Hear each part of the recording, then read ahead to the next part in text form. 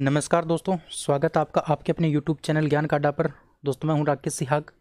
दोस्तों जैसा कि आपको पता है, हम जो है ना वो पार्ट 2 कर रहे हैं 500 क्वेश्चनों का। एक पार्ट मैं आपको पहले करवा चुका हूं, तो ये जो है आज हमारा 5 नंबर वीडियो होगा और इस वीडियो में आपको 126 नंबर क्वेश्चन से करवाऊंगा, क्योंकि मैं कल आपको 125 नंबर तक करवा चुका हूँ। ठीक है, तो चलिए क्लास को स्टार्ट करते हैं। अगर आपने चैनल को सब्सक्राइब नहीं किया तो आप चैनल को सब्सक्राइब करेंगे, बेल आइकन को प्रेस करेंगे, जिससे कि आपको आगे की वीडियो का नोटिफिकेशन मिलता रहे। साथियों ज़बरदस्त क्लास होगी, बहुत भयंकर क्लास होगी, हर प्रकार के एग्जाम को कवर करेगी। बहुत अच्छे अच्छे क्वेश्चंस मैं आपके लिए लेके आता हूं, तो क्लास दमदार होने वाली है। एक बार आप वीडियो को शेयर कर देंगे अपने प्यारे साथियों के साथ, वीडियो को लाइक कर देंगे, अगर आपको अच्छा लगे तो कमेंट भी कर सकते हैं। चलिए क्लास को स्टार्ट करते हैं। देखिए, आज हम एक नया टॉपिक पढ़ने वाले हैं आनुवंशिकता के बारे में। यानी पहले तो मैं आपको यहाँ पर कुछ क्वेश्चन बचे हुए हैं, 148 नंबर क्वेश्चन तक मैं आपको करवाऊंगा आपके मानव शरीर के बारे में, जिसमें हमारा तंत्रिका तंत्र का टॉपिक पढ़ने वाले हैं, या तंत्रिका तंत्र का टॉपिक चल रहा है। उत्सर्जन का टॉपिक मैंने करवा दिया, मैंने आपको श्वसन तंत्र करवा दिया, पाचन तंत्र और रक्त परिसंचरण तंत्र मैं आपको पिछले पार्ट में करवा चुका था, पहले पार्ट में, है ना। तो ये सारे क्लियर हो जाएंगे आपके। तो स्टार्ट करते हैं क्लास को। कहने का मतलब आज हम 126 नंबर क्वेश्चन से क्लास को स्टार्ट करेंगे, तो वीडियो बड़ा इंटरेस्टिंग होगा, बस आप एक बार शेयर कर देंगे। चलिए क्लास को शुरू करते हैं और बात करते हैं 126 नंबर क्वेश्चन की। 126 नंबर क्वेश्चन आपके सामने है, इसको मैं कर देता हूँ थोड़ा सा जूम, जो आपके सामने जूम हो चुका है। चलिए अब एक एक क्वेश्चन के ऊपर अटैक करते हैं, समझ के चलना है अच्छे से। देखिए क्वेश्चन है कि ईईजी यानी इलेक्ट्रोएन्सेफेलोग्राफ का प्रयोग किसकी गतिविधि दर्ज करने के लिए किया जाता है। तो ध्यान रखना, ईईजी यानी इलेक्ट्रोएन्सेफेलोग्राफ, इलेक्ट्रोएन्सेफेलोग्राफ का जो उपयोग है वो ब्रेन की गतिविधि को मापने के लिए किया जाता है। ब्रेन यानी बोले तो मस्तिष्क, ब्रेन का मतलब मस्तिष्क, है ना। तो कई मेरे भाई हिंदी में बहुत ज़्यादा समझ पाते हैं, इसलिए मैंने उनको हिंदी में बता दिया मस्तिष्क। ठीक है, अच्छा, एक इसी प्रकार का होता है ईसीजी, ईसीजी यानी इलेक्ट्रोकार्डियोग्राफ, इलेक्ट्रोकार्डियोग्राफ, सी से कार्डियो, जी से ग्राफ, ई से इलेक्ट्रो, है ना। इलेक्ट्रोकार्डियोग्राफ जो है ना वो आपका हृदय से संबंधित होता है ना, हृदय से संबंधित होता है। इसमें 3 प्रकार की तरंगें निकलती हैं, पी तरंग, क्यू तरंग और सेमिसर तरंग। इस प्रकार की 3 तरंगें निकलती हैं, जो मैं आपको कभी बताऊंगा, टेंशन मत लो। लेकिन ये मैंने आपको ईसीजी के बारे में बताया था पिछले वीडियो में। ईसीजी क्या होता है? ईसीजी इलेक्ट्रोकार्डियोग्राफी इसकी फुल फॉर्म है, हृदय के काम आता है ना, हृदय की गतिविधि को मापने के काम आता है। स्टोमक की जांच करने के लिए, पेट की जांच करने के लिए हम क्या करते हैं? अल्ट्रासाउंड करवाते हैं। क्या करवाते हैं? अल्ट्रासाउंड करवाते हैं, इसको हम सोनोग्राफी बोलते हैं, अल्ट्रासाउंड। ठीक है ना, अल्ट्रासाउंड, इस बात को आप समझोगे। अच्छा, आई टेस्ट के लिए एक ग्लूकोमा नाम का टेस्ट होता है, ग्लूकोमा, ग्लूकोमा टेस्ट। ये कुछ इंपॉर्टेंट बातें मैंने आपको बताई, लेकिन आपको ये ईसीजी और ईईजी ध्यान रखना है आपको अच्छे से। अगला क्वेश्चन, 2 तंत्रिका कोशिकाओं के मिलने के स्थान को क्या कहा जाता है? यानी तंत्रिका कोशिका आपकी इस प्रकार की बनी होती है, एक बार समझ लो, फिर आपका सारा डाउट है ना वो एक बार में ही क्लियर हो जाएगा। समझ लो अच्छे से, अच्छे से समझ लो मेरे प्यारे साथियों। हाँ, अच्छे से समझ लो इस बात को। इस प्रकार का बना होता है आपका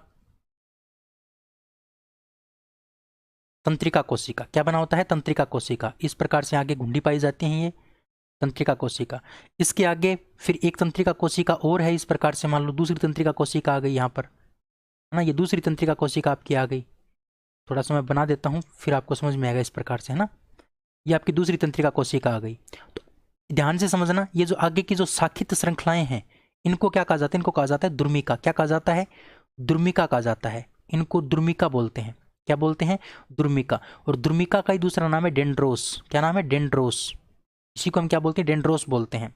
अच्छा, ये बीज का जो भाग है, ये वाला भाग, इस भाग को हम बोलते हैं कोशिकाकाय। क्या बोलते हैं?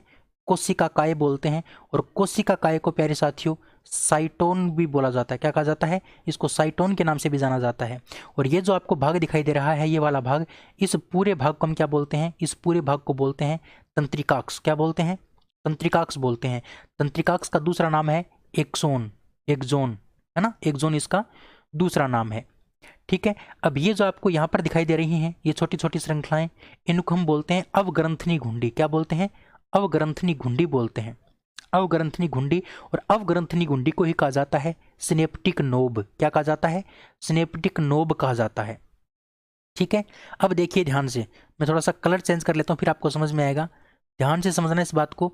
ये जो आपको दिखाई दे रहा है, ये आपकी पहली कोशिका हो गई इधर वाली, और ये आपकी दूसरी कोशिका हो गई। तो इसके बीच में जो स्थान है ना, इस स्थान में यहाँ पर क्या पाया जाता है, एक तरल पदार्थ पाया जाता है, और उस तरल पदार्थ को हम क्या बोलते हैं, उस तरल पदार्थ को बोलते हैं न्यूरोट्रांसमीटर हार्मोन। क्या बोलते हैं, न्यूरोट्रांसमीटर हार्मोन बोलते हैं। और न्यूरोट्रांसमीटर हार्मोन को एसिटोकोलिन हार्मोन भी बोलते हैं। क्या बोलते हैं, एसिटोकोलिन हार्मोन। इस बात को समझना अच्छे से, एसिटोकोलिन हार्मोन भी इसको बोलते हैं। जगह मेरे पास कम है, लेकिन फिर भी मैं आपको बताने की पूरी कोशिश कर रहा हूं। एसिटोकोलिन हार्मोन। अब ये एसिटोकोलिन हार्मोन क्या करता है, इधर से कोई आवेग आता है, इधर से कोई सूचना आती है, तो उस सूचना को अगली कोशिका में पहुंचाने का काम कौन करता है, आपका यही न्यूरोट्रांसमीटर हार्मोन करता है। और ये जो आपको स्थान दिखाई दे रहा है, यानी यहाँ पर ये मिली हैं, दोनों तंत्रिका कोशिकाएं आपस में मिली हैं, तो इस पूरे भाग को हम क्या बोल देते हैं, इस पूरे भाग को बोल देते हैं सिनेप्स। क्या बोल देते हैं, सिनेप्स बोल देते हैं, है ना। तो आपको यही पूछा था कि दो तंत्रिका कोशिकाओं के मिलने के स्थान को क्या बोलते हैं, तो उनको कहा जाता है सिनेप्स। ठीक है, उनको क्या कहा जाता है, सिनेप्स कहा जाता है। अच्छा, ये रेनवियर की संधि कहाँ पर होती है, तो ये रेनवियर की संधि ये है, आपको दिखाई दे रहा होगा, यानी ये पार्ट वाला पार्ट और इससे आगे वाला ये पार्ट है ना, जहाँ पर मिलते हैं ना, उसको बोलते हैं रेनवियर की संधि। यानी इधर ये हो गया, फिर यहाँ पर ये हो गया आगे वाला, तो ये जो आपको दिखाई दे रहा है ना, ये वाले ऊंचे वाले, यहाँ पर जो संधि होती है उस संधि को बोलते हैं रेनवियर की संधि। ये सारी बातें आपको समझ में आनी चाहिए। जगह मेरे पास कम है, लेकिन सारी बातें मैं कभी बताऊंगा आपको जब मैं आपको थ्योरी क्लास करवाऊंगा, लेकिन एक बार आपको समझना है यहाँ पर शॉर्ट टाइम में, शॉर्ट तरीके से आपको समझ के चलना, जिससे कि आपके कंसेप्ट क्लियर होते चले, है ना। तो उम्मीद कर सकता हूँ ये बात आपको समझ में आई होगी। ऑप्शन नंबर आपका बी क्या हो जाएगा, करेक्ट हो जाएगा। ठीक है, चलिए साथियों, इसको मैं इरेज कर देता हूं। अगले क्वेश्चन की ओर बढ़ते हैं। नेक्स्ट क्वेश्चन, अगर आपको ये मेरी बात पसंद आई है, समझ में आई है, तो एक बार वीडियो को लाइक कर देंगे। आपके लिए मेहनत पूरी करता हूं, कोई भी कसर नहीं छोड़ता, बिल्कुल भी कसर नहीं छोड़ता मेहनत करने में। ठीक है, हाँ, इसीलिए मैं आपको शेयर करने की बोल रहा हूं। अगला क्वेश्चन, मनुष्य में मेरु तंत्रिकाएं, ये मेरु नाम है, मेरु तंत्रिकाओं की संख्या कितनी होती है। देखिए, सबसे पहले तो आपको पता होना चाहिए कि मनुष्य के शरीर में कौन कौन सी तंत्रिकाएं पाई जाती हैं, कौन कौन सी तंत्रिकाएं पाई जाती हैं। तो तंत्रिका आपकी दो होती हैं। कितने प्रकार होते हैं तंत्रिका के, दो प्रकार। एक तो आपकी होती है मेरु तंत्रिका, और एक होती है आपकी कपाल तंत्रिका। ये जो मेरु तंत्रिका होती है, ये मेरु रज्जु से निकलती है। कहाँ से निकलती है, मेरु रज्जु से निकलती है। और कपाल तंत्रिका कहाँ से निकलती है, कपाली से निकलती है। कपाली का मतलब मस्तिष्क से निकलती है। कहाँ से निकलती है, मस्तिष्क से। इनकी संख्या 31 जोड़ी होती है। इनकी संख्या 31 जोड़ी होती है, और इनकी संख्या कितनी होती है, 12 जोड़ी होती है। ठीक है, मेरु रज्जु आपको पता है, तो रीढ़ की हड्डी के अंदर, रीढ़ की जो हड्डी होती है, उस रीढ़ की हड्डी के अंदर क्या पाया जाता है, एक पतला धागा पाया जाता है, धागेनुमा संरचना पाई जाती है, धागेनुमा संरचना। इसके अंदर, रीढ़ की हड्डी के अंदर, उसको हम क्या बोलते हैं, मेरु रज्जु बोलते हैं। ठीक है ना। और ये मेरु रज्जु प्रतिवर्ती क्रियाओं का संचालन करता है। प्रतिवर्ती क्रिया का मतलब किसी भी वस्तु के द्वारा या फिर किसी कारण से हमारे शरीर में अचानक होने वाली क्रिया। जैसे मिठाई को देख करके मुंह में लार आना या पानी आना, मिठाई को देख करके मुंह में पानी आना, मुंह में जो पानी आता है वो अचानक आ जाता है, जल्दी से आ जाता है, उसको हम क्या बोलते हैं, प्रतिवर्ती क्रिया बोलते हैं। इसी प्रकार से मान लो हमारे पैर के अंदर क्या चुभ गया, पैर के अंदर कांटा चुभ गया, पैर के अंदर क्या चुभ गया, कांटा चुभ गया, तो कांटा चुभते ही हमारा पैर तुरंत ऊपर उठ जाता है, तो वो भी एक अचानक होने वाली क्रिया है। इसका मतलब वो भी क्या है, प्रतिवर्ती क्रिया है। कौन सी क्रिया है, प्रतिवर्ती क्रिया। और प्रतिवर्ती क्रिया का संचालन कौन करता है, यही मेरु रज्जु करता है। ठीक है, तो इनकी संख्या कितनी होती है, 31 जोड़ी होती है। ऑप्शन नंबर बी आपका क्या होगा, बिल्कुल करेक्ट। अच्छा, 12 जोड़ी मैंने आपको बताया, 12 जोड़ी आपकी क्या होती हैं, कपाल तंत्रिकाएं होती हैं। क्या होती हैं, कपाल तंत्रिकाएं। ठीक है, 12 जोड़ी। क्वेश्चन आपको समझ में आ गया होगा, बिल्कुल। अगला क्वेश्चन आपके सामने ये रहा, 129 नंबर क्वेश्चन, कि मानव मस्तिष्क में कितनी जोड़ी कपालीय तंत्रिकाएं पाई जाती हैं। यानी इसके तुरंत बाद आपके सामने कपाली तंत्रिका का क्वेश्चन आपको पूछ लिया। अभी मैंने बताया है कितनी जोड़ी पाई जाती हैं, तो 12 जोड़ी कपालीय तंत्रिकाएं पाई जाती हैं। ऑप्शन नंबर ए आपका बिल्कुल राइट हो जाएगा। अगला क्वेश्चन है कि मानव मस्तिष्क में 3 स्तरीय झिल्लियों का आवरण पाया जाता है, जिसमें सबसे बाहरी आवरण कौन सी झिल्ली का बना होता है। यानी मान लो हमारा ये मस्तिष्क है, ये हमारा मस्तिष्क है, इस मस्तिष्क के चारों ओर 3 झिल्लियां पाई जाती हैं। कितनी झिल्लियां, 3 झिल्लियां। एक झिल्ली ये हो गई। अच्छा, दूसरी झिल्ली आपकी ये हो गई, ये दूसरी झिल्ली हो गई। उसके बाद एक झिल्ली आपकी मान लो ये हो गई, एक झिल्ली आपकी ये हो गई। ये 3 झिल्लियां पाई जाती हैं किसके चारों ओर? आपके मस्तिष्क के चारों ओर। ये आपका मस्तिष्क है, ठीक है। मस्तिष्क के चारों ओर आपकी 3 झिल्लियां पाई जाती हैं। अब ये जो बाहर की झिल्ली होती है, ये बाहर की झिल्ली, इस बाहर वाली झिल्ली को बोलते हैं दर्द तानिका। क्या बोलते हैं? दर्द तानिका बोलते हैं, दर्द तानिका। अच्छा, दर्द तानिका को हम विज्ञान की भाषा में ड्यूरामेटर भी बोलते हैं। क्या बोलते हैं? ड्यूरामेटर, है ना, ड्यूरामेटर। और ये बाहरी आघातों से रक्षा करती है मस्तिष्क की, ठीक है। दर्द का मतलब कठोर, दर्द का मतलब कठोर, यानी सबसे बाहर क्या मिलेगा आपको? कठोर मिलेगा। उसके बाद थोड़ा क्या मिलेगा? जाल मिलेगा आपको। क्या मिलेगा? जाल मिलेगा। तो इसको बोलते हैं जाल तानिका। मध्य वाली को क्या बोलते हैं?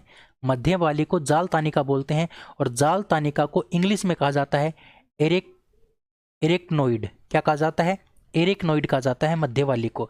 और ये जो अंदर वाली है, ये लाल रंग वाली अंदर वाली, इसको कहा जाता है पायामीटर। क्या कहा जाता है? पायामीटर, है ना। पायामीटर का दूसरा नाम होता है मृदुतानिका। क्या होता है? मृदुतानिका। तो ये 3 झिल्लियों का आवरण पाया जाता है मस्तिष्क के चारों ओर। आपको ध्यान रखना है, सबसे बाहरी आपकी दर्द तानिका या फिर ड्यूरामेटर, और सबसे अंदर वाली आपकी क्या होती है? सबसे अंदर वाली आपकी होती है पायामीटर। और मध्य वाली कौन सी होती है? तो एरेक्नोइड होती है या फिर जाल तानिका होती है। आपको हिंदी में भी ये ऑप्शन दे सकता है, इसलिए आप ध्यान रखोगे इनका हिंदी में नाम भी, ठीक है। चलिए अगले क्वेश्चन की ओर बढ़ते हैं साथियों। अगला क्वेश्चन है कि 2 माइलिन आच्छादों के बीच स्थित गैप या फिर संधि को क्या कहा जाता है? अभी अभी मैंने आपको बताया था, अगर आपको याद है तो चलिए मैं एक बार फिर से बता देता हूं। अभी अभी मैंने आपको बताया था, वो मिटा दिया मैंने, चलिए फिर से बता देता हूं। अभी अभी मैंने आपको बताया था, ये आपका ये क्या है? इस प्रकार से दुर्मिका है। ये बीच वाला आपका बीच वाला ये आपका कोशिकाएं हो गया, ये आपकी दुर्मिकाएं हो गई। फिर मैंने आपको बताया था इस प्रकार से, इस प्रकार से बनी होती है, इस प्रकार से, है ना। ये आपका इस प्रकार से क्या बना होता है? तंत्रिकाक्ष बना होता है। क्या बना होता है? तंत्रिकाक्ष बना होता है। तो ये जो तंत्रिकाक्ष है, इस तंत्रिकाक्ष में इस प्रकार से आपको क्या दिखाई दे रहे हैं प्यारे साथियों? ये आपके उभार से दिखाई दे रहे हैं। इनको बोला जाता है माइलिन आच्छद। क्या कहा जाता है?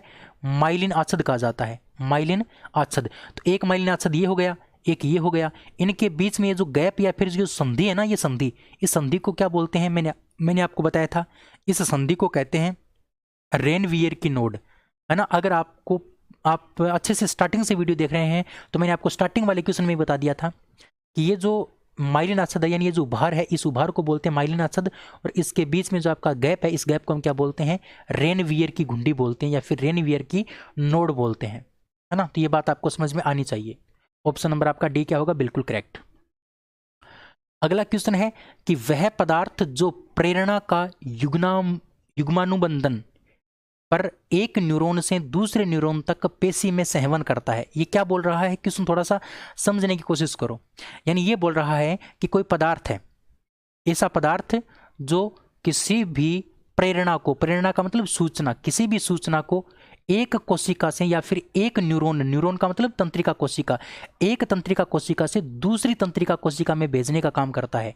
तो मैंने आपको बताया था, यहां पर आपका पाया जाता है आपका एक यहां पर तरल पदार्थ जिसको बोलते हैं न्यूरोट्रांसमीटर हार्मोन। क्या कहा जाता है? न्यूरोट्रांसमीटर हार्मोन कहा जाता है। और इसी न्यूरोट्रांसमीटर हार्मोन को हम क्या बोलते हैं?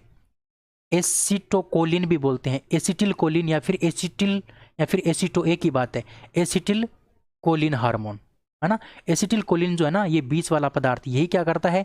इधर की कोशिका से सूचना लेता है और आगे वाले में क्या कर देता है? पहुंचा देता है। तो यही पूछा है कि सहवन, सहवन का मतलब वहन करना, आगे पहुंचाना। तो थोड़ी सी आपको लैंग्वेज है ना फंसा के दे रही है, लेकिन आपको फंसना नहीं है। ऑप्शन नंबर आपका ए बिल्कुल क्या हो जाएगा? करेक्ट हो जाएगा। तो आपका न्यूरोट्रांसमीटर हार्मोन या फिर एसिटोकोलिन हार्मोन क्या करता है? इसको किसी भी सूचना को एक न्यूरॉन से दूसरे न्यूरॉन में भेजने का काम करता है, ठीक है। चलिए, अगर आपका कॉन्सेप्ट क्लियर है ना, तो आप कैसा भी क्वेश्चन हो आपके सामने आप आराम से कर सकते हो, क्योंकि कॉन्सेप्ट समझना जरूरी है। और साइंस कड़ी से कड़ी जोड़ के याद करोगे ना, तभी आपको याद रह पाएगी। कड़ी से कड़ी जुड़ जाती है आपकी साइंस के अंदर, तभी याद रह पाती है। अगला क्वेश्चन है कि मनुष्य के मस्तिष्क में ताप नियामक केंद्र कौन सा होता है? ताप नियामक केंद्र, तो प्यारे साथियों, ताप नियामक केंद्र कहा जाता है हाइपोथैलेमस को। किसको कहा जाता है? हाइपोथैलेमस को कहा जाता है ताप नियामक केंद्र। अच्छा, हाइपोथैलेमस को क्या कहा जाता है? वास्तविक मास्टर ग्रंथि, वास्तविक मास्टर ग्रंथि। वास्तविक मास्टर ग्रंथि किसको कहा जाता है? हाइपोथैलेमस को। इसी को क्या कहा जाता है? मास्टर ऑफ मास्टर ग्रंथि। मास्टर ऑफ मास्टर ग्रंथि कहा जाता है। इसी को क्या कहा जाता है? Band of orchestra. Band of orchestra, है ना, बैंड ऑफ ऑर्केस्ट्रा, है ना। इस प्रकार से इनका कुछ नाम है, ये आपको नाम ध्यान रखने हैं। हाइपोथैलेमस है ना, हाइपोथैलेमस वो ताप नियामक केंद्र का काम करता है। हाइपोथैलेमस के द्वारा ही हमें भूख लगती है। इसी के अंदर किसका केंद्र होता है? प्यास का केंद्र होता है। इसी के पास ही नींद का केंद्र होता है। इसी के पास ही भावनाओं का केंद्र होता है। भावनाओं का केंद्र, है ना। हम भावनाओं में बह जाते हैं, किसी को गाली गलौज कर देते हैं, किसी को हम अच्छे शब्दों से बोलते हैं, तो वो सब का सब किसके पास होता है? वो हाइपोथैलेमस के पास होता है ना। कोई आपको टेंशन हो जाती है तो वो टेंशन आपको नहीं होती, वो हाइपोथैलेमस को होती है। किसको होती है? हाइपोथैलेमस को होती है। किसी से अच्छे से बात करना, किसी से बुरी बात करना, वो सभी का सभी काम किसका होता है? इसी हाइपोथैलेमस का होता है। तो ताप नियामक केंद्र आपका कौन हो गया? हाइपोथैलेमस। अच्छा, थैलेमस जो है ना, थैलेमस वो क्या करता है? इसको घ्राण पिंड के नाम से भी जाना जाता है। घ्राण पिंड, है ना, घ्राण पिंड के नाम से जानते हैं। अच्छा, घ्राण पिंड के नाम से क्यों जानते हैं? क्योंकि इसके पास सूंघने का केंद्र होता है। किसका केंद्र होता है? सूंघने का केंद्र। यानी इसके अंदर हमारी नाक की तंत्रिकाएं जुड़ी होती हैं। थैलेमस के अंदर सूंघने का केंद्र होता है, इसलिए इसको घ्राण पिंड के नाम से भी जाना जाता है। अब आपका रह गया सेरिबेलम, और सेरिबेलम के बारे में आपको बता चुका हूं, लेकिन आज एक इंपॉर्टेंट बात मैं आपको बताऊंगा सेरिबेलम के बारे में। सेरिबेलम को क्या कहा जाता है? अनुमस्तिष्क कहा जाता है। क्या कहा जाता है? अनुमस्तिष्क कहा जाता है। एक बात तो आपको ये मैं बता चुका हूं। अच्छा, अनुमस्तिष्क क्या करता है? अनुमस्तिष्क शरीर का नियंत्रण करता है। शरीर का नियंत्रण करता है। अच्छा, जब व्यक्ति शराब पी लेता है, एल्कोहल का सेवन कर लेता है, तब कौन सा भाग प्रभावित होता है? तो यही सेरिबेलम प्रभावित होता है। अच्छा, सेरिबेलम जो है ना, सेरिबेलम, उसको शरीर का आर्मी कमांडर कहा जाता है। शरीर का आर्मी कमांडर। शरीर का आर्मी कमांडर किसको कहा जाता है? तो शरीर का आर्मी कमांडर कहा जाता है इसी सेरिबेलम को। क्यों? क्योंकि आर्मी कमांडर जिस प्रकार से देश को नियंत्रित रखता है ना, दुश्मनों को नियंत्रित रखता है, उसी प्रकार से हमारे शरीर का नियंत्रण कौन करता है? तो सेरिबेलम करता है। इसलिए इसको शरीर का आर्मी कमांडर के नाम से जाना जाता है। तो ये बातें आपको पता होनी चाहिए। सारी बातें मैंने आपको बता दी हैं, बहुत सारा डिटेल मैंने आपको इस क्वेश्चन में बताया है। उम्मीद कर सकता हूँ आपको ये बात समझ में आ गई होगी। ठीक है, पसंद तो आपको आनी है, कोई दिक्कत नहीं उसमें तो, लेकिन समझ में आना जरूरी है। अच्छा, अगले क्वेश्चन की बात करते हैं। अगला क्वेश्चन आपके सामने है 134 नंबर क्वेश्चन, कि मानव शरीर की वास्तविक मास्टर ग्रंथि किसे कहा जाता है? वास्तविक मास्टर ग्रंथि, अभी अभी मैंने बताया है, हाइपोथैलेमस को वास्तविक मास्टर ग्रंथि बोलते हैं। इसी को ही क्या बोलते हैं? मास्टर ऑफ मास्टर ग्रंथि बोलते हैं। मास्टर ऑफ मास्टर ग्रंथि। मास्टर ऑफ मास्टर ग्रंथि भी किसको कहा जाता है? इसी हाइपोथैलेमस को कहा जाता है। पीयूष ग्रंथि को मास्टर ग्रंथि कहते हैं। ये सारी बातें मैं आपको कई बार बता चुका हूँ, बार बार बताने की मेरे को आवश्यकता नहीं है। ठीक है, चलिए, अभी बार बार बताने का टाइम नहीं है प्यारे साथियों, क्योंकि आपका एग्जाम बिल्कुल आपके पास है। चलिए, क्वेश्चन अगला है 135 नंबर क्वेश्चन आपके सामने है, कि सबसे बड़ी कपालीय तंत्रिका कौन सी होती है? तो याद रखना, सबसे बड़ी कपालीय तंत्रिका का नाम होता है बेगस तंत्रिका। बेगस तंत्रिका। बेगस तंत्रिका सबसे बड़ी तंत्रिका होती है। कौन सी? कपालीय तंत्रिका। बात आपको कपालीय की पूछी है, अगर आपको पूछ ले सबसे बड़ी मेरु तंत्रिका, मेरु तंत्रिका आपकी हो जाएगी साइटिका। मेरु तंत्रिका साइटिका हो जाएगी। लेकिन बेगस तंत्रिका सबसे बड़ी क्या होती है? कपालीय तंत्रिका, क्योंकि ये कपाल से निकलती है, मस्तिष्क से निकलती है। ये मस्तिष्क से निकलती है और सबसे बड़ी होती है बेगस तंत्रिका। याद रखना पड़ेगा, एक फैक्चुअल चीज मान सकते हो आप इसको। ठीक है, चलिए, अगला क्वेश्चन है कि मनुष्य के मस्तिष्क का भार कितना होता है? मनुष्य के मस्तिष्क का भार कितना होता है? तो ये आपका नहीं हो सकता 2 किलो, और आपका ये 1000 ग्राम नहीं हो सकता, है ना, दोनों नहीं हो सकते। अब बात आती है 1300 ग्राम या 1500 ग्राम। देखिए, मैं इसका आंसर ऑप्शन नंबर बी मानूंगा। अच्छा, बी क्यों मानूंगा? क्योंकि आप 10th क्लास की बुक देखना, 10th क्लास की बुक देखना, 10th क्लास की बुक के अंदर 1.5 kg इसका भार दे रखा है।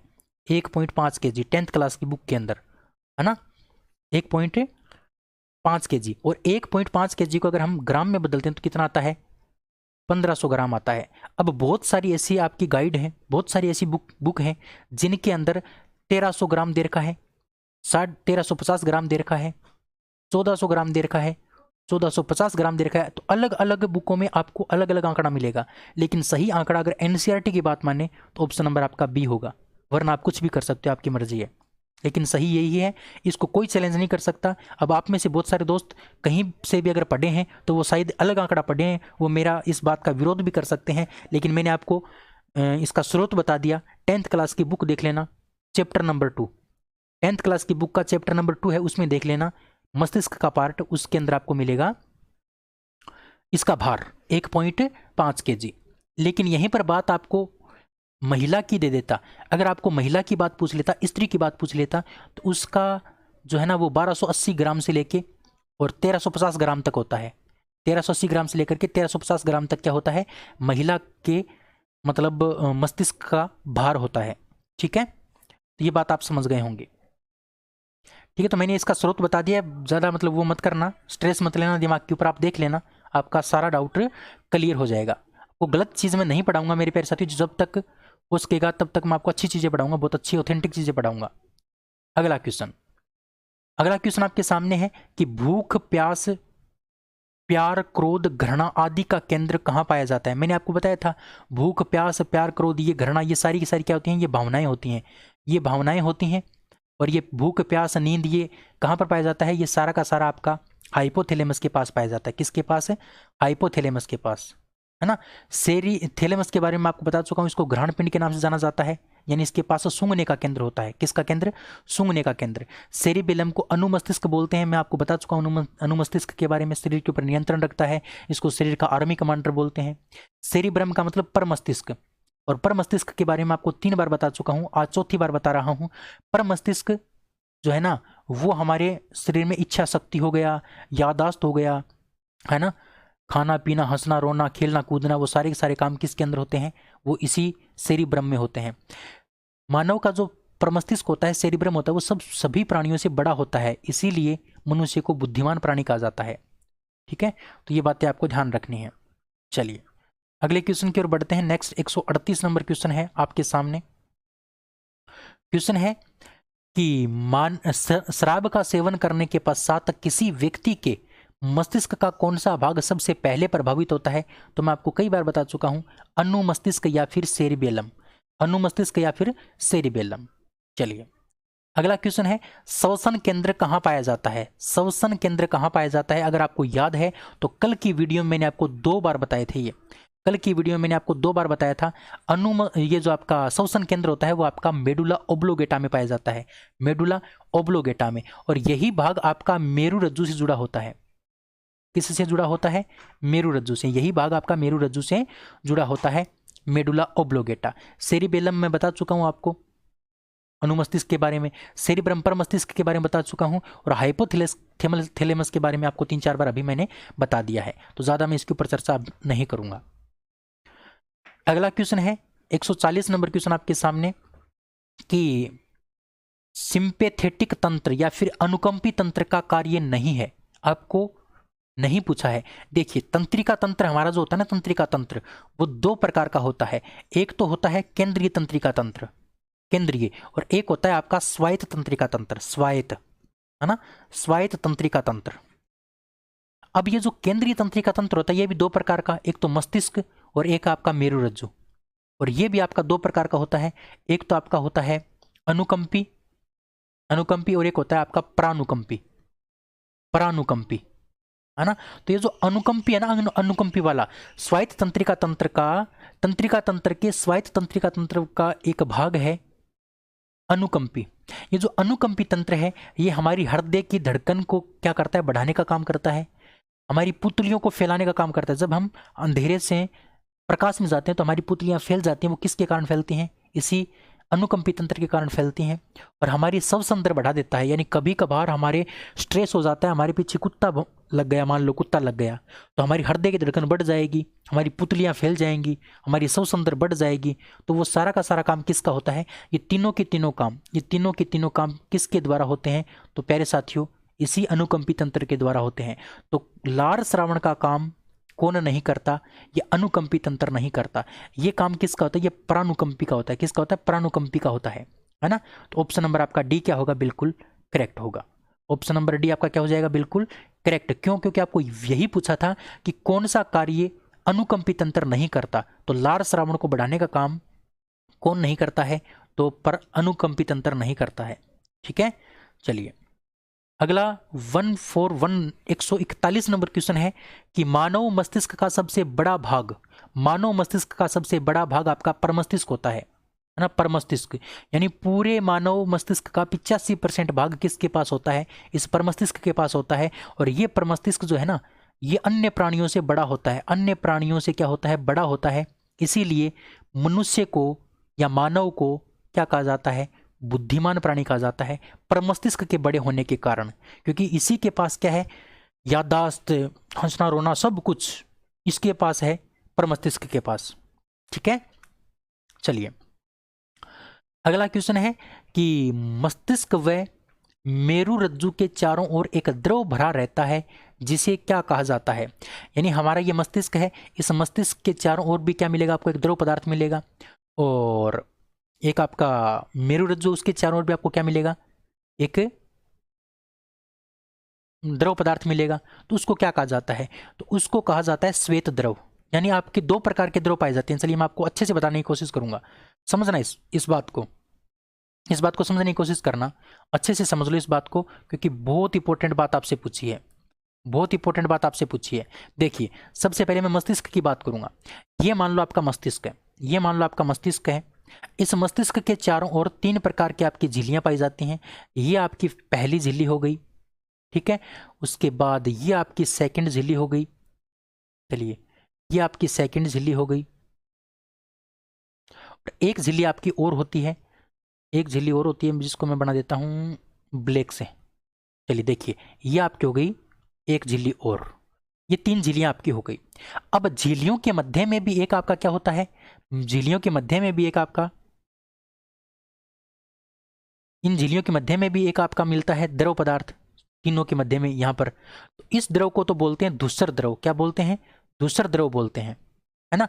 लेकिन इसके चारों ओर एक द्रव पाया जाता है, इसके चारों ओर एक द्रव पदार्थ पाया जाता है, उस द्रव पदार्थ को बोलते हैं श्वेत द्रव। क्या बोलते हैं, श्वेत द्रव बोलते हैं। और इसी श्वेत द्रव के बारे में आपको पूछा है कि चारों ओर, आपको चारों ओर पूछा है, तो चारों ओर कौन सा द्रव भरा होता है, श्वेत द्रव। और श्वेत द्रव को हम किस नाम से जानते हैं, सिरेब्रो स्पाइनल के नाम से भी जानते हैं, सिरेब्रो स्पाइनल द्रव के नाम से भी इसको जाना जाता है, CSF द्रव के नाम से भी इसको जाना जाता है। ऑप्शन नंबर सी आपका बिल्कुल करेक्ट होगा। इसी प्रकार से आपकी जो मेरुरज्जु होती है, ये धागा जो होता है रीढ़ की हड्डी के अंदर, इसके चारों ओर भी आपकी 3 झिल्लियां पाई जाती हैं, 3 झिल्लियां पाई जाती हैं इस प्रकार से, 3 झिल्लियां। इन झिल्लियों के मध्य में जो आपका द्रव पदार्थ होता है, उस द्रव को बोलते हैं धूसर द्रव। और धूसर द्रव का दूसरा नाम है मेरु द्रव। क्या नाम है, मेरु द्रव, है ना। और इसके चारों ओर जो द्रव पदार्थ पाया जाता है उसको कहते हैं श्वेत द्रव, जो आपका सिरेब्रो स्पाइनल के नाम से भी जाना जाता है। उम्मीद कर सकता हूं बात आपको बहुत अच्छे से समझ में आ गई होगी। ठीक है, चलिए तो अगले क्वेश्चन की बात करते हैं। 143 नंबर क्वेश्चन आपके सामने साथियों, अच्छे से आपको आंसर इसका देना है।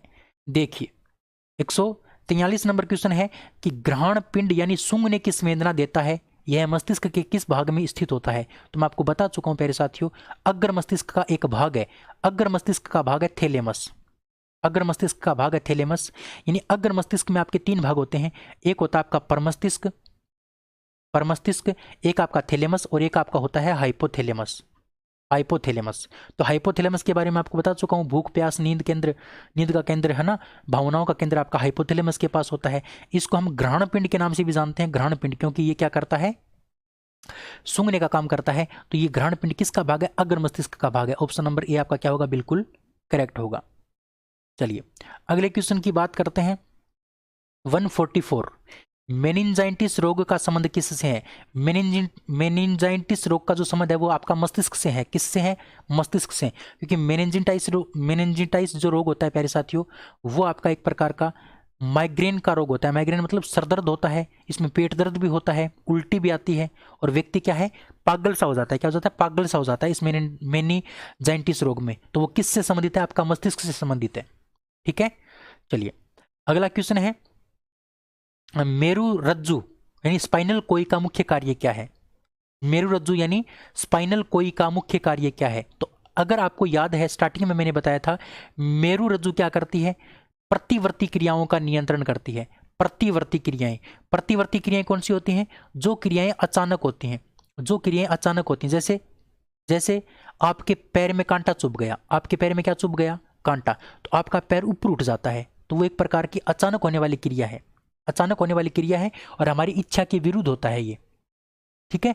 तो ये प्रतिवर्ती क्रिया का नियंत्रण कौन करता है, तो आपका मेरु रज्जु करता है। ऑप्शन नंबर बी आपका क्या होगा, बिल्कुल करेक्ट होगा।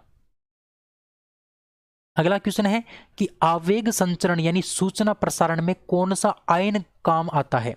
यानी देखिए मैं आपको बता चुका हूं ये बात, तो इस प्रकार से मतलब क्या है, यहाँ पर ये द्रुमिका क्या करती है, किसी भी सूचना को ग्रहण करने का काम करती है। द्रुमिका है ना, वो किसी भी सूचना को ग्रहण करने का काम करती है। वो सूचना कहाँ जाती है, इससे कोशिकाकाय के पास जाती है। ये जो सूचना होती है ये रासायनिक संकेत के रूप में होती है। किसके रूप में होती है, रासायनिक संकेत के रूप में, ये रासायनिक संकेत के रूप में होती है। अब रासायनिक संकेत कहाँ आता है, आपके कोशिकाकाय वाले भाग में आता है। तो कोशिकाकाय क्या करता है, उस रासायनिक संकेत को किस में बदल देता है, उस रासायनिक संकेत को बदल देता है विद्युत आवेग में। किसमें, विद्युत आवेग में। तो ये क्वेश्चन बड़ा इंपॉर्टेंट बनता है कि रासायनिक संकेत को विद्युत आवेग में बदलने का काम कौन करता है, तो कोशिकाकाय करता है। अब ये विद्युत आवेग आपका कहाँ जाता है, आगे जाता है अगली कोशिका में, इसी प्रकार से चलता रहता है और हमारे मस्तिष्क तक पहुंच जाता है। तो ये जो आगे पहुंचाने में कौन सा आयन काम आता है, तो आपको पता होना चाहिए सोडियम और पोटेशियम। सोडियम और पोटेशियम के जो आयन है ना, वही काम करते हैं इसको आगे ले जाने में। और एक आपका एसिटोकोलिन हार्मोन कार्य करता है इसको आगे ले जाने में, ठीक है। तो आयन की अगर बात पूछे तो ध्यान रखना सोडियम और पोटेशियम आयन, ठीक है। चलिए अगला क्वेश्चन है कि सूचना प्रसारण की गति कितनी होती है। सूचना प्रसारण की गति यानी ये सूचना इस द्रुमिका में है, मान लो इस प्रकार से ये सूचना क्या है, इस द्रुमिका में है ना, इस द्रुमिका में है। इस प्रकार से मान लो ये द्रुमिका है, इस प्रकार से द्रुमिका है ये, और इस द्रुमिका के अंदर सूचना है। यहां से ये सूचना कहाँ जाती है, हमारे दिमाग तक जाती है, हमारे दिमाग तक जाती है, हमारी मस्तिष्क तक जाती है। तो वो कितना टाइम लगाती है, कितनी किस गति से जाती है, तो ध्यान रखना 130 से लेके 150 मीटर प्रति सेकंड, 130 से 150 मीटर प्रति सेकंड की रफ्तार से चलती है ये गति, है ना, ये सूचना। तो बड़ी बहुत ज़्यादा भयंकर गति होती है इसकी, इसीलिए हम मतलब तुरंत प्रभाव से कोई प्रतिक्रिया देते हैं, है ना। जैसे मान लो हमारे हाथ के गर्म, हमारा हाथ किसी गर्म वस्तु को छू जाता है, तुरंत हम हाथ पीछे हटा लेते हैं। इसका मतलब मान लो कोई ये हाथ है हमारा और ये हाथ गर्म वस्तु को छू गया, तो हम हाथ लगाते ही वापस कर लेते हैं। क्यों, क्योंकि गर्म वस्तु से जो सूचना थी वो पहले तो हमारे मस्तिष्क में गई, मस्तिष्क ने वापस वहाँ से संकेत दिया, वो मस्तिष्क का संकेत वापस हमारे हाथ तक आया, फिर हमने हाथ वापस कर लिया। तो देखो इतने टाइम में वो जाके वापस आ जाती है, इतनी गति क्या होती है इस सूचना की होती है। तो 130 से 150 मीटर प्रति सेकेंड।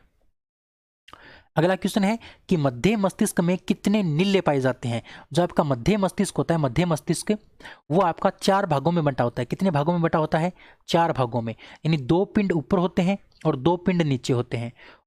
2 पिंड ऊपर वाले जो होते हैं ना, वो तो दृष्टि के लिए होते हैं, देखने के लिए, जो आंखों से जुड़े होते हैं। और नीचे वाले जो 2 पिंड होते हैं ना, नीचे वाले, ये आपके होते हैं श्रवण से संबंधित। श्रवण का मतलब सुनने से संबंधित। ये किससे संबंधित होते हैं, सुनने से संबंधित।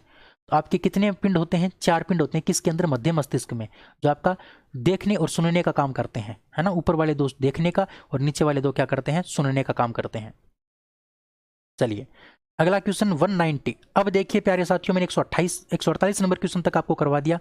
अब 149 नंबर क्वेश्चन से जो हम स्टार्ट करेंगे ना, 149 नंबर क्वेश्चन से जो स्टार्ट करेंगे वो आपका क्वेश्चन होगा प्यारे साथियों किसका, आनुवंशिकता का, है ना। 148 तक मैं आपको करवा दिया हूँ। 149 की अगर बात करते हैं तो यहाँ से आपका स्टार्ट होता है आनुवंशिकता का पार्ट। किसका पार्ट, आनुवंशिकता का पार्ट। तो चलिए आनुवंशिकता के बारे में बात करते हैं। आनुवंशिकता क्या है। पहला क्वेश्चन, जीव विज्ञान की वह शाखा जिसके अंतर्गत हम उत्तरोत्तर पीढ़ियों में होने वाली विभिन्न लक्षणों की वंशागति व विभिन्नताओं का अध्ययन करते हैं, उसे क्या कहते हैं। यानी किसी भी कोई लक्षण है, ये पिता के अंदर है और इस पिता का लक्षण कहाँ चला गया, संतान में चला गया, और उसका लक्षण फिर अगली संतान में चला गया। तो पीढ़ी दर पीढ़ी लक्षणों का वंशागति करना क्या कहलाता है, तो वो आपका आनुवंशिकता कहलाता है। और वो किस विज्ञान के अंदर आता है, तो वो आपका आनुवंशिकी के अंदर आता है। किसके अंदर आता है, आनुवंशिकी के अंदर आता है। और आनुवंशिकी को हम क्या बोलते हैं, जेनेटिक्स भी बोलते हैं। क्या बोलते हैं? जेनेटिक्स भी बोलते हैं। ठीक है, तो ये बात पे आपको ध्यान रखनी है। अच्छा, साइटोलॉजी में आपका कोशिका का अध्ययन होता है, कोशिका का अध्ययन। मायोलॉजी के अंदर आपका मांसपेशियों का अध्ययन होता है, मांसपेशियों का अध्ययन। हिस्टोलॉजी में आपका यकृत यानी लीवर का अध्ययन होता है हिस्टोलॉजी में। और जेनेटिक्स या फिर आनुवंशिकी में आपका आनुवंशिक लक्षणों का अध्ययन होता है, जो पीढ़ी दर पीढ़ी चलते रहते हैं। अगला क्वेश्चन है 150 नंबर क्वेश्चन कि आनुवंशिकी का जनक किसे कहा जाता है? भाई याद रहना चाहिए ग्रेगर जॉन मेंडल को। ग्रेगर जॉन मेंडल को आनुवंशिकी का पिता कहा जाता है। आपने छठी क्लास, 7वीं क्लास, 8वीं क्लास, 9वीं, 10वीं इनके अंदर बहुत पढ़ा होगा इन महान वैज्ञानिक जी को, जिनका नाम है ग्रेगर जॉन मेंडल। इन्होंने मटर के पौधे पर 7 वर्षों तक लगातार क्या किए थे? प्रयोग किए थे। मटर के पौधे को पाइसम सेटाइवम के नाम से भी जाना जाता है, पाइसम सेटाइवम। तो पाइसम सेटाइवम के ऊपर कितने साल तक प्रयोग किए थे? 7 वर्षों तक प्रयोग किए थे। और मटर के पौधे के कितने लक्षणों को काम में लिया था? तो 7 जोड़ी लक्षणों को काम में लिया था। कितने लक्षणों को? 7 जोड़ी लक्षणों को, यानी 1 साल में 1 लक्षण को काम में लिया था। जैसे लंबाई का ले लिया, दूसरी बार रंग का ले लिया, तीसरी बार उसके आकृति का ले लिया, है ना। इस प्रकार से इन्होंने 7 जोड़ी लक्षणों के ऊपर क्या किया था? अध्ययन किया था मटर के पौधे पर। ठीक है, तो ग्रेगर जॉन मेंडल को आनुवंशिकी का क्या कहा जाता है? जनक कहा जाता है। जब इन्होंने प्रयोग किया, प्रयोग करने के बाद इनके जो निष्कर्ष थे निकले थे ना, उस निष्कर्षों के आधार पर कुछ सिद्धांत बनाए गए, कुछ नियम बनाए गए, जिनको हम क्या बोलते हैं? आनुवंशिकता के नियम कहते हैं। क्या कहते हैं? आनुवंशिकता के नियम कहते हैं, जो आपको पढ़ाऊंगा, कभी टेंशन मत लो। ठीक है, अगला क्वेश्चन 151 नंबर क्वेश्चन।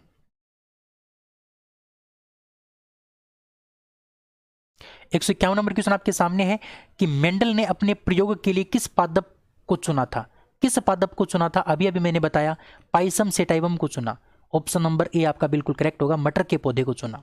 ठीक है, अगला क्वेश्चन, मेंडल के आनुवंशिकता का सिद्धांत किसके ऊपर आधारित है? यानी जितने भी उन्होंने आनुवंशिकता के नियम दिए थे, वो किसके ऊपर निर्भर हैं? कौन से जनन के ऊपर निर्भर हैं? तो ध्यान रखना प्यारे साथियों, जो आपका मेंडल के जो आनुवंशिकता के नियम हैं, वो लैंगिक जनन पर आधारित हैं। किसके ऊपर आधारित हैं? लैंगिक जनन पर आधारित हैं। ये बात आपको हमेशा के लिए ध्यान रखनी है, क्योंकि मटर का जो पौधा है, मटर का पौधा वो या एक आपका द्विलिंगी पौधा होता है, द्विलिंगी, यानी इसमें स्त्री केसर और पुंग केसर दोनों पाए जाते हैं। कहने का मतलब मटर के पौधे में आपका लैंगिक जनन होता है। लैंगिक जनन का मतलब जिसके अंदर 2 लिंग काम में आए, यानी एक तो स्त्री या एक पुरुष, इस प्रकार के 2 लिंग काम में आते हैं, उसको हम क्या बोलते हैं? लैंगिक जनन बोलते हैं। तो पौधे के अंदर इस मटर के पौधे में 2 लिंग काम आते हैं, एक तो स्त्री का स्त्री केसर और पुरुष का पुंग केसर, है ना, वो दोनों काम में आते हैं। तो ये आपका लैंगिक जनन के ऊपर क्या है? आधारित है आनुवंशिकता का सिद्धांत मेंडल का। ठीक है, तो ये बात आपको याद रखनी है साथियों। अगले क्वेश्चन की बात करते हैं 153 नंबर क्वेश्चन की। 153 नंबर क्वेश्चन आपके सामने है। देखिए कि जीवों में आनुवंशिक लक्षण संतान में ले जाए जाते हैं, यानी कोई भी पिता है, इस पिता के या फिर माता है, इस माताजी और पिताजी के लक्षण संतान के अंदर कौन लेके जाता है? तो भी संतान के अंदर लेके जाने का काम करता है आपका गुणसूत्र। कौन करता है? गुणसूत्र। और गुणसूत्र को क्या कहा जाता है? क्रोमोसोम कहा जाता है। क्या कहा जाता है? क्रोमोसोम। तो क्रोमोसोम क्या करते हैं? किसी भी पुरुष में से, किसी भी महिला में से उनके लक्षणों को अपनी उसकी संतान में भेजने का काम करता है गुणसूत्र, क्रोमोसोम। क्रोमोसोम के द्वारा आनुवंशिक लक्षण संतान में ले जाए जाते हैं। अच्छा, क्रोमोसोम मनुष्य की अगर बात करते हैं तो मनुष्य में कितने क्रोमोसोम पाए जाते हैं? कितने गुणसूत्र पाए जाते हैं? 46 गुणसूत्र। इनको 2 भागों में बांट दिया। एक तो आपका नाम दे दिया लिंग गुणसूत्र, एक तो आपका लिंग गुणसूत्र नाम दे दिया, और एक आपका नाम दे दिया कायिक गुणसूत्र। लिंग गुणसूत्रों की संख्या आपकी 2 होती है। अब इन 2 को भी अलग अलग बांट दिया, एक नर में और एक मादा में। नर के अंदर इसको कहा जाता है XY और मादा में इसको कहा जाता है XX। लेकिन कायिक गुणसूत्र आपके जो है ना, वो 44 होते हैं, है ना, जो हमारे शरीर का निर्माण करते हैं। और हमारे लिंग का निर्माण कौन करते हैं? ये लिंग गुणसूत्र करते हैं। ये मादा और पुरुष में दोनों में समान होते हैं। मादा व पुरुष में क्या होते हैं? मादा व नर दोनों में क्या होते हैं? समान होते हैं। लेकिन लिंग गुणसूत्र अलग अलग होते हैं। नर के अंदर XY होते हैं और मादा के अंदर आपके XX होते हैं। ये बात आपको ध्यान रखनी है। चलिए अगले क्वेश्चन की ओर बढ़ते हैं। नेक्स्ट क्वेश्चन 154 नंबर क्वेश्चन आपके सामने है साथियों। 154 नंबर क्वेश्चन चीख चीख कर बोल रहा है कि हमारे शरीर में आनुवंशिक की इकाई किसे कहा जाता है? आनुवंशिकता की इकाई। देखिए, एक आपसे पूछ सकता है आनुवंशिक पदार्थ, आनुवंशिक पदार्थ, आनुवंशिक पदार्थ कौन सा है? तो आनुवंशिक पदार्थ की बात पूछे तब आपको उत्तर आएगा डीएनए। आनुवंशिक पदार्थ आपका डीएनए होता है। और आनुवंशिक जो इकाई है ना, आनुवंशिक इकाई, वो किसको कहा जाता है? वो जीन को कहा जाता है। किसको कहा जाता है? जीन को कहा जाता है। ऑप्शन नंबर आपका सी क्या होगा? बिल्कुल करेक्ट। अच्छा, जीन को पहले कारक कहा जाता था। क्या कहा जाता था? कारक। ये कारक नाम किसने दिया था? ये जो कारक नाम है ये मेंडल ने दिया था, है ना, मेंडल ने दिया था कारक नाम। अच्छा, इस कारक को जीन नाम किसने दिया? तो इस कारक को जीन नाम जो दिया था वो जोहानसन नाम के वैज्ञानिक ने दिया था। किसने दिया था? जोहानसन नामक वैज्ञानिक ने दिया था। ठीक है, तो जीन शब्द सर्वप्रथम किसके द्वारा काम में लिया गया था? तो जोहानसन वैज्ञानिक के द्वारा काम में लिया गया था। ऑप्शन नंबर आपका सी क्या होगा? बिल्कुल करेक्ट, याद रखना। ठीक है, चलिए अगला क्वेश्चन है कि मेंडल के कार्यों की पुनः खोज 1900 ईस्वी में किसके द्वारा की गई? देखिए 1866 में, सॉरी 1866 में, 1865-66 में इन्होंने निष्कर्ष निकाल दिए थे। इन्होंने क्या कर दिए थे? निष्कर्ष निकाल दिए थे आनुवंशिकता के। लेकिन फिर इसके नियमों को दबा दिया गया, इसके निष्कर्षों को दबा दिया गया, इनके ऊपर कोई देखरेख नहीं की गई। लेकिन 1900 ईस्वी में 3 वैज्ञानिक आए जिनका नाम था Hugo de Vries, Carl Correns या फिर कार्ल कोरेंस, इसको कोरेंस भी कहा जाता है, और वॉन सेरेमक। ये 3 वैज्ञानिक आए और तीनों वैज्ञानिकों ने मिलकर के पुनः खोज की किसकी? आनुवंशिकता के लक्षणों की, क्योंकि ये दबा दिए गए थे। फिर पुनः खोज करने का काम किसका है? वो है इन तीनों वैज्ञानिकों का। कब की गई? 1900 ईस्वी में। फिर इनको क्या किया गया? प्रकाशित किया गया और ये क्या हो गए? फेमस हो गए। तो ऑप्शन नंबर आपका डी क्या होगा? बिल्कुल करेक्ट। तो ध्यान रखना, आनुवंशिकता के नियमों की पुनः खोज आपकी की गई थी 1900 ईस्वी में, और वो किसके द्वारा की गई थी? इन तीनों वैज्ञानिकों के द्वारा। तीनों वैज्ञानिकों का नाम आपको ध्यान रखना है। अगला क्वेश्चन है कि ग्रेगर जॉन मेंडल का जन्म 22 जुलाई 1822 को कहां पर हुआ था? तो 22 जुलाई 1822 को ऑस्ट्रिया में हुआ था। ध्यान रखना, एक तो ऑस्ट्रेलिया है और एक ऑस्ट्रिया है, दोनों में अंतर है, दोनों अलग अलग हैं। ऑस्ट्रिया के अंदर इनका क्या हुआ था? जन्म हुआ था। ऑस्ट्रेलिया नहीं, ऑस्ट्रिया। ऑस्ट्रेलिया का एक प्रांत था, गांव था। ऑस्ट्रिया में एक गांव था, उसका गांव था सिलिसियन गांव के अंदर इनका क्या हुआ था? जन्म हुआ था 22 जुलाई 1822 को। अगला क्वेश्चन है कि आनुवंशिकी शब्द सर्वप्रथम 1905 में किसके द्वारा काम में लिया गया था? तो ध्यान रखना, 1905 में आनुवंशिकी शब्द सर्वप्रथम विलियम बेटसन ने काम में लिया था। किसने लिया था? William Bateson. तो ध्यान रखना, आनुवंशिकी शब्द का सर्वप्रथम प्रयोग बेटसन के द्वारा किया गया। कब? 1905 में। पहले इसको जेनेटिक्स के नाम से जाना जाता था, लेकिन इस जेनेटिक्स को आनुवंशिक किसने कहा? विलियम बेटसन ने कहा। ठीक है, ऑप्शन नंबर आपका ए बिल्कुल करेक्ट होगा। अगला क्वेश्चन है कि मेंडल ने अध्ययन हेतु मटर के पौधे में कितने प्रकार के युग्म विकल्पी जोड़ों का चयन किया? कितने जोड़ों का चयन किया? तो ध्यान रखना, 7 जोड़ी। अभी बताए थे ना मैंने आपको कितने जोड़ी काम में लिए थे? तो 7 जोड़ी लक्षण काम में लिए थे। 7 जोड़ी लक्षण काम में लिए थे किसने? मेंडल ने, अध्ययन के लिए। ऑप्शन नंबर बी आपका क्या होगा? बिल्कुल करेक्ट होगा। ठीक है, तो प्यारे साथियों, आज मैंने आपको 35 क्वेश्चन करवाए हैं। उम्मीद कर सकता हूं आपको बहुत अच्छे से समझ में आए होंगे। 30 से 35 क्वेश्चन इतने ही हो पाते हैं लगभग 40-45 मिनट की क्लास में। ठीक है, तो अभी आपका एग्जाम आने ही वाला है, तो बहुत अच्छे से आप तैयारी करो। लेकिन मैं आपको ये 500 क्वेश्चन कंप्लीट करवा दूंगा आपके एग्जाम से पहले। इसका पीडीएफ भी आपको मिलेगा, और इसका जो इससे पहले वाला जो पार्ट है उसका पीडीएफ है ना, वो नीचे पिन कर रखा है आपके कॉमेंट में, है ना, कमेंट में पिन कर रखा है। वहाँ से आप इसको ले सकते हैं, पिछले वाले पीडीएफ को, और बहुत अच्छे से आप अपनी तैयारी कर सकते हैं। बहुत कुछ आपको सीखने को मिलेगा। आपके क्वेश्चन देखना यहीं से आएंगे। ठीक है, चलिए आज की इस वीडियो में इतना ही। अगले वीडियो में फिर मिलेंगे, तब तक के लिए जय हिंद जय भारत। जाते जाते एक बार आप वीडियो को शेयर करके जाइए, लाइक करके जाइए जिसने नहीं किया है, और आप एक बार इस बात को समझोगे, शेयर करके जाओगे, क्योंकि आपके लिए मेहनत करता हूं, तो थोड़ा सा आप इस बात को समझ के एक बार शेयर कर दो अपने दोस्तों तक। ठीक है, चलिए अगले वीडियो में फिर मिलेंगे, तब तक के लिए जय हिंद जय Bharat. Thank you, bye bye.